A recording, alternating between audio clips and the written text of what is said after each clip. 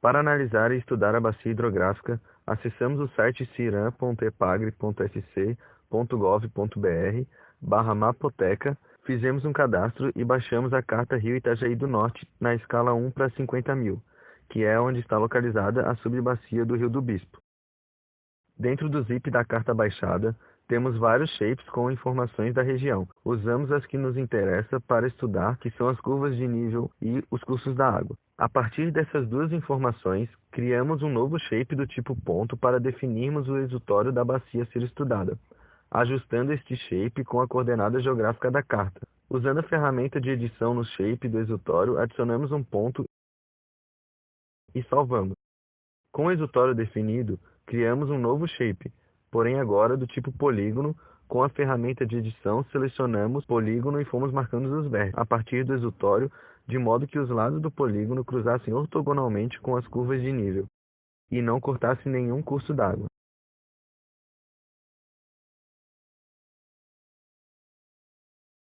Agora, com a bacia delimitada, usamos a ferramenta Clip para isolar os cursos d'água e curvas de nível que estão dentro dos limites da bacia do resto que não pertence à bacia. Para isso, em Input Filters, é preciso selecionar qual shape será isolado e em Clip Filters, selecione de que modo ou forma ela será cortada.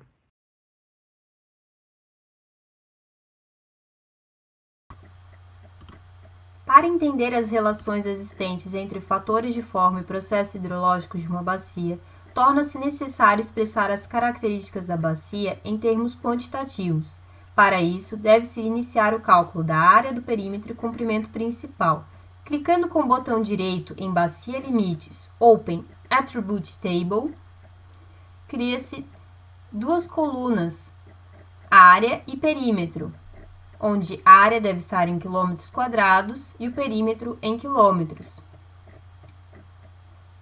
Dando continuidade ao processo, vamos calcular o comprimento do rio principal, sendo que o rio principal deve abranger todos os ligamentos que vão da exutória até o ponto de nascente, que formam o rio principal, que é o rio de maior comprimento dentro de nossa bacia. Ligamos os trechos de número 1 até o de número 22, sempre atentando ao fato de que o trecho deve ter o mesmo nome do rio procurado, que descobrimos ser o Rio do Bispo. Sendo o mesmo rio, está correto o processo. Podemos dar continuidade. Para facilitar o uso do rio principal em futuras iterações, fizemos uso da ferramenta Merge, que é uma ferramenta de manipulação poligonal. Para o cálculo da largura média, faremos uso da ferramenta Measure, que medirá o comprimento do rio principal, que vai desde o ponto de exutório até o ponto de nascente, sendo que a largura média da bacia relaciona a área com o comprimento médio.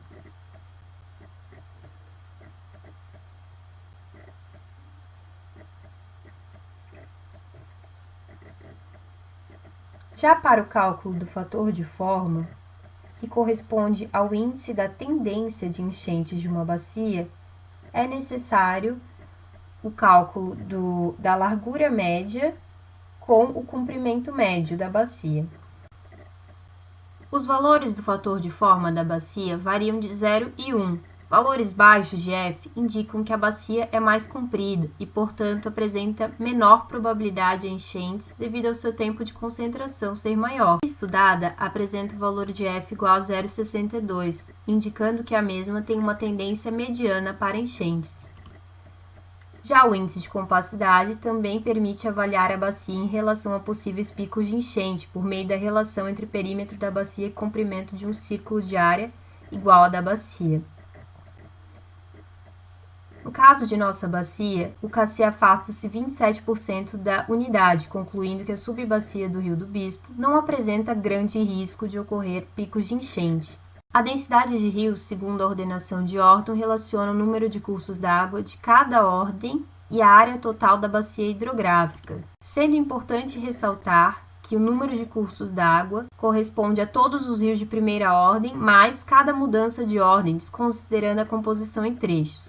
A densidade de drenagem fornece uma indicação da eficiência de drenagem da bacia. Quanto maior a relação, maior a eficiência de drenagem da bacia. LW é o somatório dos comprimentos do rio. Utilizando cursos d'água CLIP produzido anteriormente, abrimos a ferramenta Attribute Tables e fazemos a soma de todos os comprimentos, exportando a coluna desta tabela para o Excel.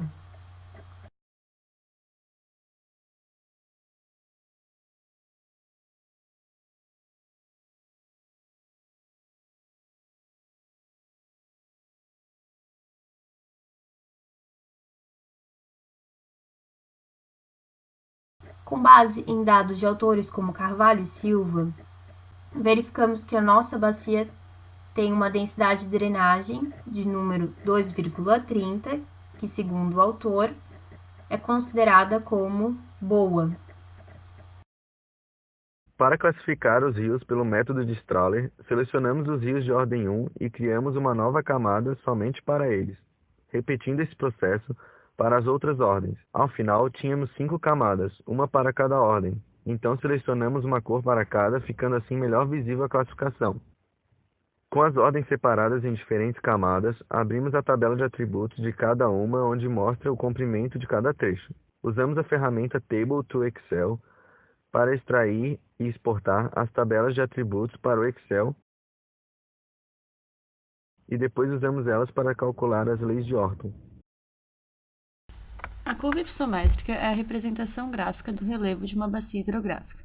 No gráfico, o eixo X representa as áreas acumuladas, enquanto que o eixo Y representa as altitudes.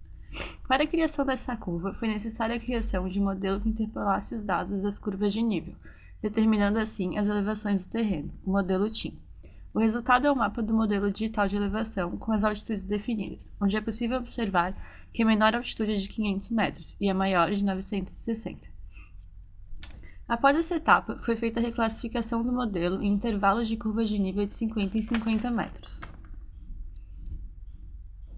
A partir disso, foi possível obter os dados necessários para a elaboração da curva hipossométrica,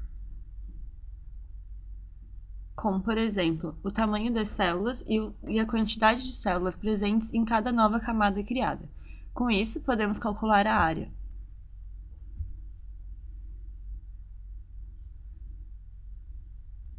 Esses dados foram exportados para o Excel, permitindo assim a construção da curva hipossométrica e da curva hipossométrica em porcentagem.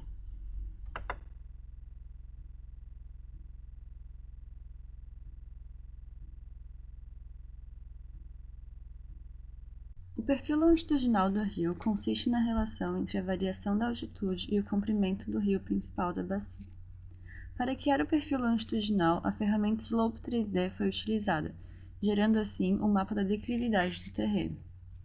Através dessa ferramenta, foi possível obter os dados necessários para a construção do perfil longitudinal do rio, que foi elaborada após a exportação desses dados para o Excel. Para determinar a declividade mediana, foi definido no ArcGIS um intervalo de 3 graus de declividade. Dessa forma, foi possível obter o número de células presentes em cada um desses intervalos, obtendo assim o valor acumulado. Dessa forma, o gráfico foi gerado, sendo possível encontrar um valor de declividade mediana de aproximadamente 10 graus.